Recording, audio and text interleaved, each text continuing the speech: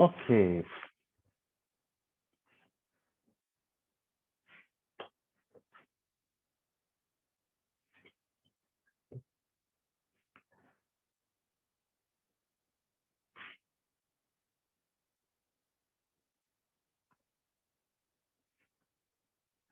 Okay, so good morning, everyone.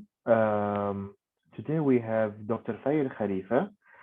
She's Director of E-Learning, University of Bahrain, and Assistant Professor in the School of Engineering.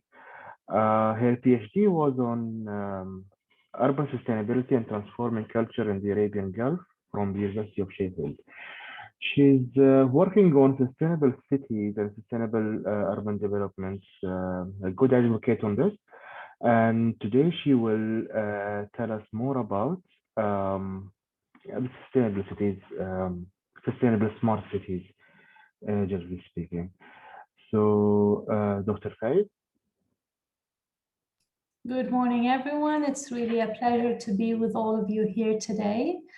Thank you, Mr. Adel, for inviting me to share my thoughts with our distinguished students here about smart sustainability in Bahrain. Just a little background about myself before I start speaking about smart sustainability. I'd like to tell you how I got interested in smart sustainability within the Bahraini context.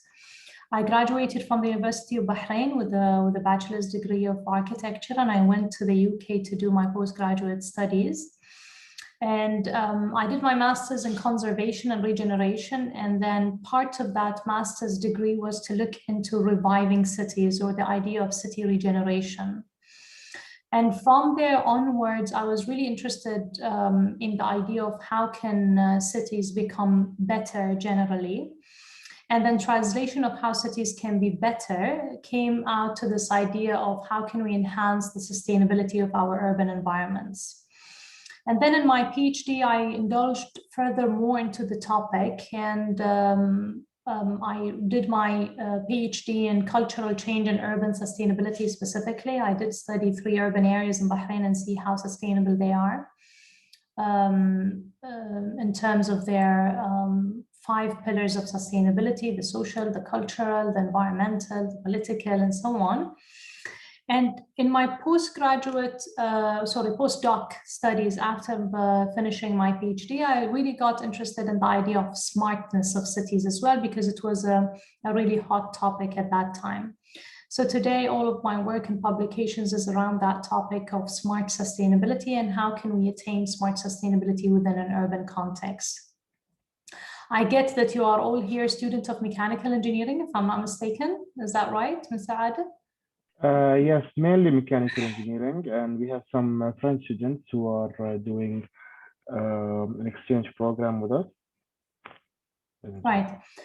Okay, so I think smart sustainability is very related to any discipline, really, not only the built environment, although I'll be talking about the built environment in my presentation, but as you will see from the presentation as well, it has strong connections with everything in life, because when we talk about urbanism, we're really talking about our life in cities. And as long as you're living within an urban context, then this touches upon you and your work and the way that you live.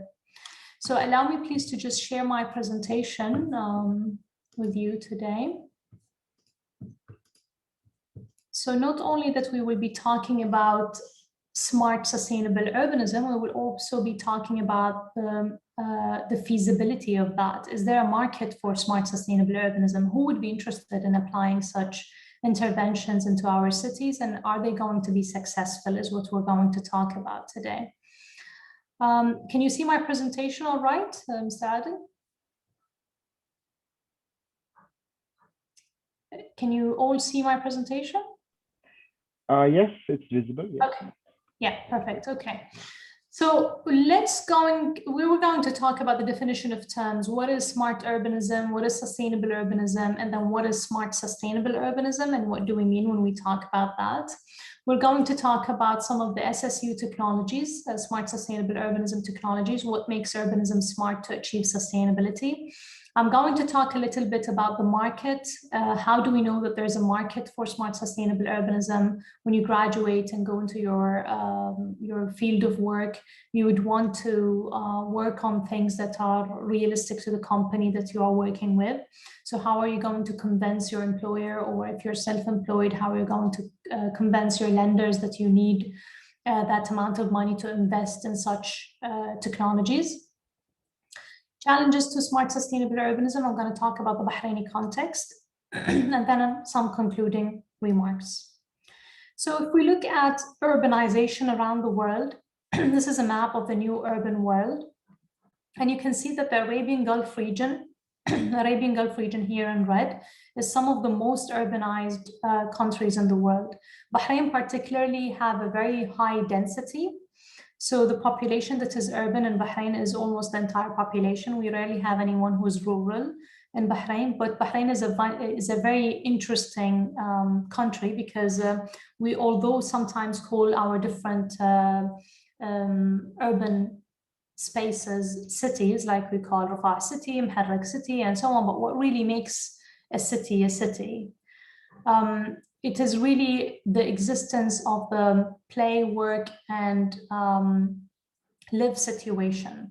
Rarely in Bahrain you would find someone who's living in the same area that they're working and also going to the gym and other recreational activities in the same area.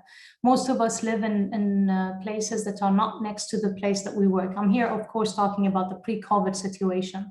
We all now work from home, live at home, and play at home. So that's the pre-COVID situation, really. But looking at this is really interesting because it tells us how urban we are and tells us how quick we can go into that path of sustainability and smart sustainability. So 90 to 100% of our population is urban. Furthermore, 87% of the population in Bahrain uses social media as per the latest figures that we have from the literature. 99% is our internet penetration, which is a very high percentage, and 128% of our population has mobile connections, which means sometimes people have even 2 mobile connections per person, which is really a great thing. So we're really connected. We have really great infrastructure, physical infrastructure and technological ICT infrastructure. So we're really ready for smartness. So what is holding us back? I'll just give a small example of e-learning. I'm wearing different hats, sort of speaking, and I'm now the director of e-learning at the University of Bahrain. And if we look at the number of courses and faculty and students that are learning online today, drastic change from what happened in 2019. So after COVID, things changed dramatically. 100% of our students and staff are now learning and teaching online, something that we couldn't have anticipated in the past. But look at how fast we can go with the current infrastructure that we have today. So if you look at the number of attendance or number of sessions that we have, a really remarkable number to have 4,000, more than almost 5,000 courses online, more than 1,000 faculty, and about 30,000 students really now. Now, not only that is happening in an e-learning or an educational perspective, if we look at the financial sector, for instance, we now have things like self-driving money. You get your paycheck, some company gets your, does an analysis of your paycheck and pays your bills and then divides your paycheck or the amount that you receive per month towards your emergency fund, home saving, long-term investment, college plan, retirement, and so on and so forth. So these are the latest ideas in the fintech technology. So all of this is now automated. So we're really not far away in terms of smartness. So how does this relate to urbanism? Literature on urban sustainability is stressed on this relationship between the two concepts of smart and sustainable. So some literature focuses on smart urbanism, some focus on smart urbanism, to the extent that now a new terminology is coming up that is called smartability, which is smart sustainability put in one word. So people are trying to find out relationships between the two concepts.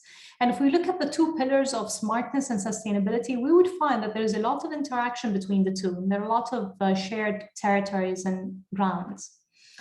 So there's no one best meaning for what sustainability means. Therefore, there's no one best meaning for what smart urbanism or sustainable urbanism means. The terminology really benefits from this international debate around the definitions and meanings of sustainabilities and what it means to different regions and different countries. So what we define in Bahrain to be our definition for smart sustainability is not necessarily the same definition that another country would adopt. So we'd have to look at our own policies, our own visions, our own strategies to see how we can achieve sustainability and smartness within that context. So smart urbanism, or as they call it, emergent urbanism or open source urbanism, or even sustainable or collaborative urbanism, these are all the same terms. If we look at what comprises a smart city, we look at those different elements. Society is a big part of it. Of course, without having a smart society, you cannot claim that you have a smart city, because society is what makes up the city. So you need to think about things like creativity, training, inclusion, and so on. Quality of life is also very important, and quality of life is an aspect that is related to sustainability as smartness. The environment obviously is a very important aspect when you're talking about smart cities, and you can already see the interactions and between smartness and sustainability. Government or political sustainability is one of the greatest pillars and one of the latest additions to the pillars of sustainability, and it's also a very important aspect of smart cities. Economy, economical sustainability and economical definitions of what a smart city is very important, and obviously mobility, because smart city is all about connectivity and mobility and having efficient transportation systems. So a smart city is a high-tech, intensive, advanced urban settlement that connects people's information and city elements using modern technologies to create a greener, more sustainable city with increased quality of life and competitive, innovative commerce.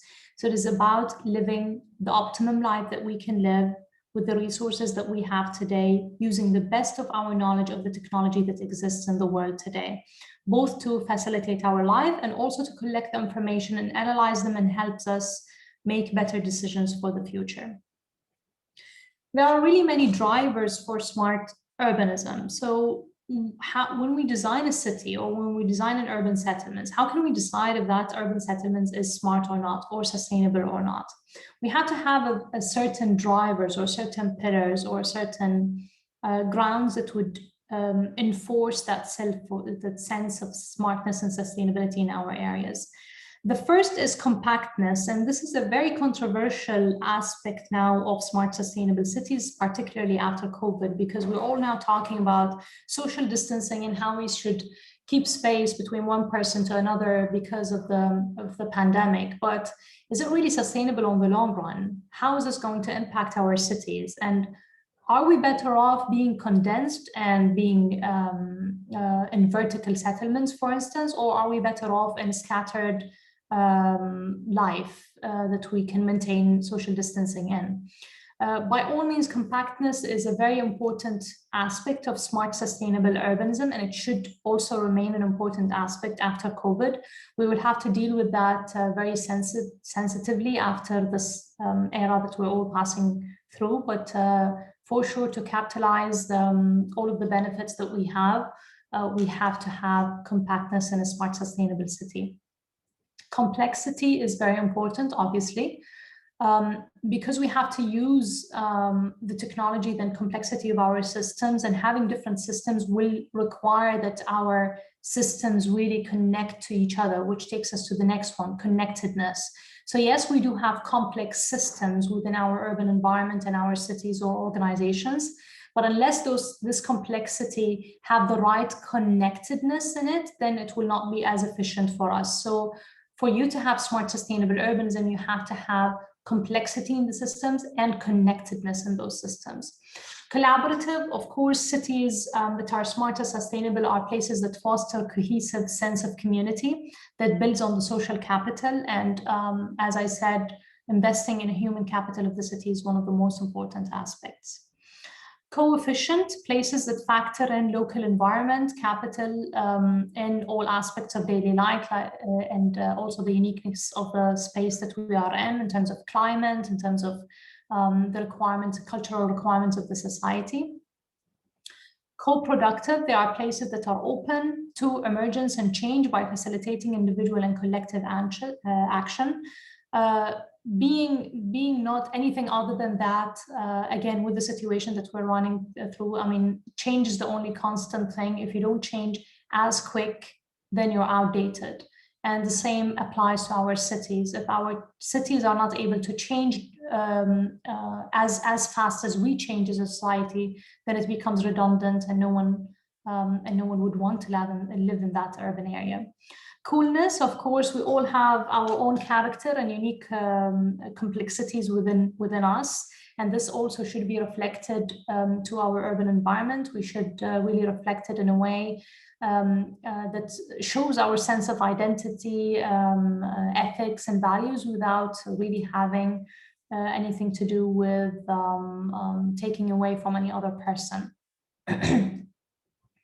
Right, so research showed that different communities are likely to develop slightly or even significantly varying conceptualizations of what sustainable urbanism means, depending on their economic, environmental, social, political, and cultural circumstances and the value judgment of the community that they are in. So a smart sustainable city is really an innovative city that uses the information communication technology and other means to improve the quality of life and the efficiency of urban operations and services within that city. It is important to ensure that it meets the needs of the present and future generations with respect to the economic, social, environmental, and as well as cultural and political aspects. Now, we've talked about all of those meanings of sustainable smart cities, but how can we measure this? I mean, how can I say that Muharraq is more sustainable and smart than Manama, or Bahrain is more sustainable and smart than London? How can we measure such a thing? Now, there are many tools that exist around, international tools to measure smart sustainability, of course, using key performance indicators. But because, again, different countries are developing different conceptualizations of what smart sustainability means, then there are a set of international guidelines of how those KPIs should look like. But each country should develop their own KPIs to what they think their version of smartness and sustainability should be. Now, this is a very complex issue and not an easy task to do. Bahrain is not exception for any of that. We're still trying to define our own goals. So Bahrain is trying to align itself with the UN SDGs and trying to show or prove with our national voluntarily report to the UN how much we have achieved from all of these aspects. If we look at the key national priorities for Bahrain, we have 4 key national priorities. These are people, planet, prosperity, peace, and justice. And the global goals 2030, you would see that the key national priorities are actually aligned to the goals 2030 that are set to us by the 17 SDGs. Now, the report that I have a picture here on the slide, which is called the Voluntarily National Review Report on the SDGs, is something that Bahrain does on a regular basis to report on its amount of sustainability. And please do Google it and have a look at this report because it has a lot of valuable information.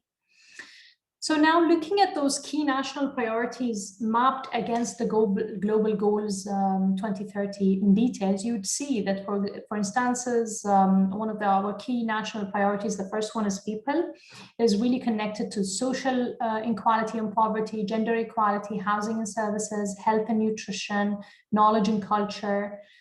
The planet key national priorities connected to the main services, sustainable cities, environment, natural resources, sustainable climate change, and so on and so forth. So we're trying to map our national priorities to the SDGs so that we can say that Bahrain has successfully achieved so and so in terms of its sustainability. I'm talking about Bahrain in general because Bahrain really works as one city. It is a very small country, 800 square meters. We can really think about Bahrain as one city. So one for prosperity and for peace and justice. So how well are we responding to the SDGs locally? Bahrain identifies 169 objectives for the achievement of the 17 SDGs. Now, we did set our own indicators. There's an international committee of statistical experts that looked at the collection of 232 indicators in Bahrain to measure the progress of the country towards the achievement of SDGs. The indicators are being monitored. We have semi-annual reporting and also annual reporting that targets the indicators, and it is really being re-evaluated every year. And then we're connecting all of these indicators and how well we are achieving them to the government plan of action. So all of the government institutions in Bahrain work within that governmental plan of action. Now, the latest report says that Bahrain has achieved 78% or has aligned 78% of its SDGs to the government plan of action. We still have some work to do, but in my humble opinion, I think we're doing a very good job in comparison to the international scene. Now, how to advance and sustain the contribution of sustainable urban forms to the goals of sustainable development with the support of ICT and advanced computing? This is a question that we should ask when we're thinking about how can we achieve smart sustainable urbanism in Bahrain. The notion of SSU really entails more than just the implementation of technology. We're not really talking about only implementing technological solutions, but also putting up the strategy that are aimed at meeting today's need with safeguarding the future generations' ability to also meet their own needs in the future.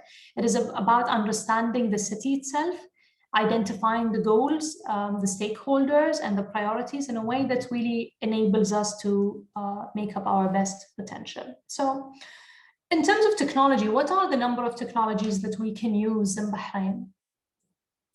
Now, there are many new technologies that are related to the urban environment. One of them is blockchain. I'm sure you've heard about blockchain technology somewhere around your education. If you didn't, you should really look into the blockchain technology.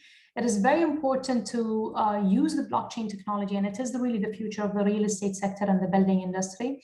Bahrain has developed a lot in terms of its real estate regulations and building industry in the last few years. We have seen the establishment of a number of organizations like RERA, for instance, that are trying to regulate that process. Now, blockchain could be used to avoid fraud because the concept of blockchain really about safeguarding information and making it available permanently without having anyone to change that information online. So that means we will be having more smart contracts. So contracts we will be able to track those contracts that we have, that we make in the real estate sector or in the building sector, whether it is related to tenancy, whether it is related to buying and selling of property, whether it is related to building management. These are all are going to be easier and really more efficient with the use of the blockchain technology. To reduce the number of mediators, we have seen an increase in the number of brokerage services, real estate brokerage services in Bahrain. And using the blockchain technology will really bring closer the buyer and the seller so that you can get rid of the broker, or because of all of the complexities that the brokerage services bring into the real estate industry. So take out the broker and connect really well the buyer and the seller. You have more efficient sales and buys. You have more efficient rental services and so on. Fractional ownership. People now own property, or if they are a brother and sister or family members or husband and wife, they can share a property. But can you really share a property with total strangers? This is an idea that will come, inshallah, with the adaptation of blockchain technology. The world is already seeing that. You can even buy with 20 other people a very small apartment as part of an investment, and you get an amount paid to you every month based on that capital that you would put into that investment. Up-to-date and relevant property information, of course, because information will be available and will be relevant and will be there, no one can change the information, then you will be receiving the most up-to-date relevant property information without having to go through a lot of hoops and loops to get that. Virtual and augmented reality is also going to be very important in the future. Now, this technology have been really questioned after the pandemic because of the use of those glasses.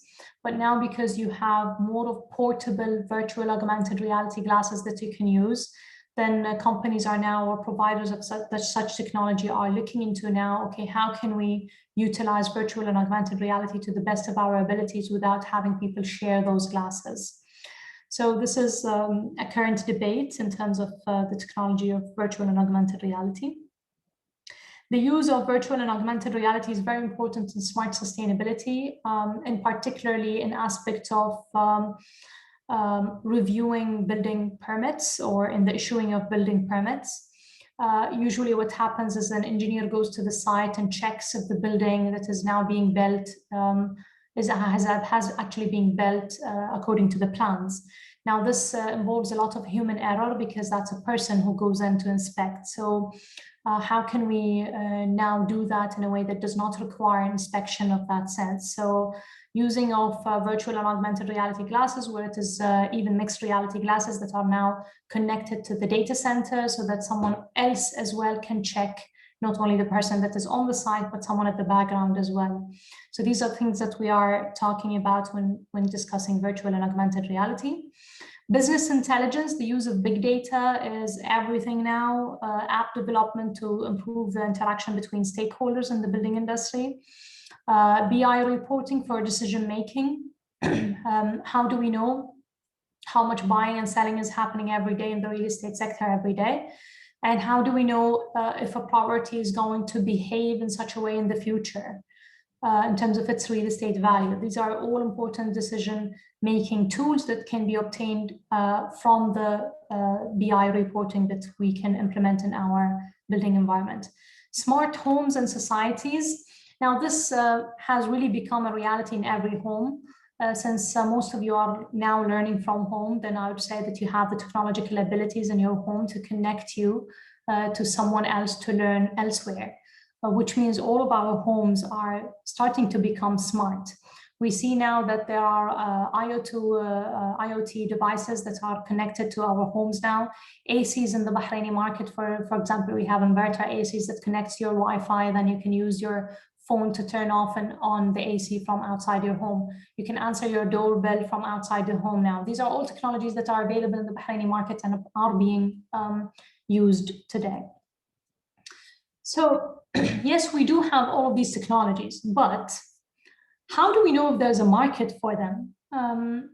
Who's interested in buying those, and how much is it worth to be implementing all of these technological solutions into our market today?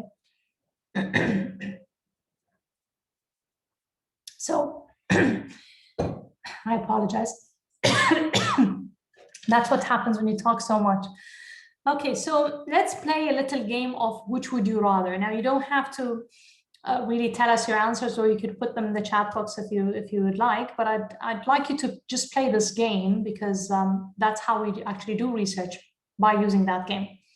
So if I was to give you two options of these two devices, so you have two mobile phones. The first mobile will cost you $600. It is available now. You can buy it right away. It has a battery life of 12 hours, memory of 265 GB.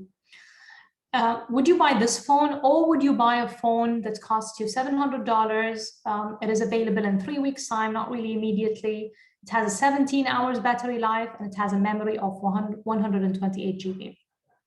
Which would you rather, mobile A or mobile B? You can note down your answer in the chat box or just have it in a piece of paper with you. Difficult choice. Okay, so let's do another thing. So what if you were given a choice between Bank A and Bank B? Bank A has 20 locations of ATMs around Bahrain, has great online banking services, and you need a minimum deposit of 50 BD. Bank B has an ATM location in 24 locations around Bahrain, has average online banking service, and you only need a minimum deposit of 20 BD. Which one would you be part of, Bank A or Bank B? Where would you place your account? Again, just note in your answer, write it down on a piece of paper. The last comparison is credit cards. You are given a comparison between card A and card B. With card A, you will have an air miles value that is really average. You will have a great online banking service, and you will have an overdraft of up to 200 BD. With card B, you will have an excellent air miles value, an average online banking service, and no overdraft at all. Which one would you rather? Now, I'm sure that some of you, if I'd ask, I don't know if we can hear from the participants or not, Mr. Adil, but if we can ask, which one have you chosen? Some would have chosen card A, some would have chosen card B, some would have chosen bank A, bank B, and so on. And the reason why we do those comparisons is that because we want to know how much are people willing to pay for a better online banking service. Mm-hmm. And how much are people willing to pay for a better air miles value. So this is how businesses work. This is how we decide. It's called a conjoint analysis. It is a method used in the market research to help us to determine how people value different attributes, different features, different functions, benefits for the preference identification and multi-attribute decision-making. So that willingness to pay, which is WTP, is what businesses use to determine whether to change a feature in their product or not, or to add a service to their product or not. And that is how we determine whether all of these technologies that we want to implement into our smart sustainability of our urban environment are going to make sense to the investors and buyers, and do we have the business case for them or not? So this is the theoretical background of it. Now we're trying to, in trying to do or determine the willingness to pay for smart sustainable urbanism in Bahrain, we could look at the urban form, the house attachment, the number of parking units, the distance to retail and services, distance to transit, having or availability of smart home technologies or not, smart neighborhood technologies or not, and the price of the house itself. So by comparing all of these attributes, we can actually find out how much are people willing to pay for an extra parking space in their house, for being closer 500 meters to a retail store, for having a smart home feature, for being detached from their neighbor. So we can calculate all of these information. So we are doing this right now using 8 attributes, 23 levels of choices, and 2,304 combinations. It's called fractional factorial design. So generally speaking, and to sum up, there are 5 challenges for the implementation of smart sustainable urbanism in Bahrain. Strategic assessment, of course, without this, smart sustainable cities risk becoming just a label without being having a really valid content. Mitigating measures, cities must craft mitigating measures at the same time as they encourage technology for efficiency improvements. Competence, it is in the interest of both the city administration, the government, and the ICT companies to increase the city administration competence in terms of ICT solutions for smart sustainable cities. Top down and bottom down, cities should weigh down the benefits of both approaches and implement the most sustainable at the local level. And governance, SSU calls for organizations requiring a reconsideration which actors the need to be involved in the planning and governance of the city. So concluding remark, Bahrain is with no doubt moving forwards towards a more sustainable future. The government and business sector is continuously trying to reform its structure, systems, and policies to align with global sustainability and smartness trends. We can measure the willingness to pay for smart sustainable solutions. Fractional factorial design can be used to investigate that and see how much the market is valuing this. And few challenges still exist to address and ensure that we have smart and sustainable future for Bahrain. Thank you all very much. These are my contact information if you'd like to contact me in the future. And I'd be happy to answer any questions that you have. Thank you very much. Thank you very much. That was very fun and informative. Thanks a lot. If any of the attendees want to ask anything, please type. Until then, I might have a question or two. Dr. Fay, you said that Bahrain is a small city-state, basically. But do you think moving forward, would it be better to start at least with projects that are more concentrated on certain neighborhoods than going for overall Bahrain leveled, smart, sustainable urbanization? What do you think? To be honest, I think we should start in all aspects.